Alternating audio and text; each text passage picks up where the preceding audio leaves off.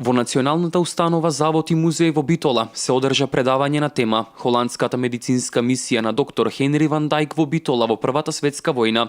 Оваа мисија, според податоците, имала големо значење во помагање на цивилното население, кое било погодено во текот на војната. Исто така, медицинската мисија известувала за случувањата, со што Западот можел да се запознае со што се соочувало населението во овој регион. Холандската мисија медицинска, докторот Хенри ван Дајк со 6 сестри, помагаше на болните и ранетите во градот.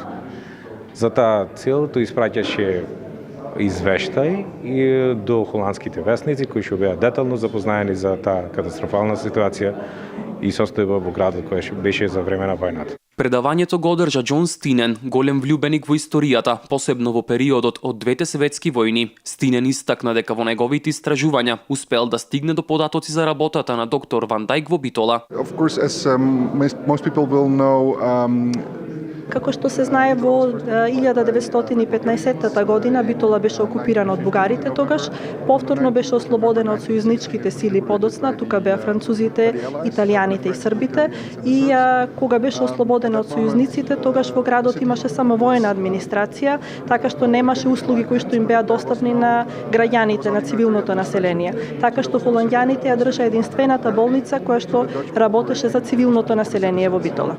Во текот на презентацијата беа прикажани и ретки фотографии од Битола, направени во тоа време од француската војска, но и од австралиски волонтер кој во тоа време помагал во овој регион. and the most significant event which involves the Еден значителен настан кој што се случил е смртта на Кетрин Харли.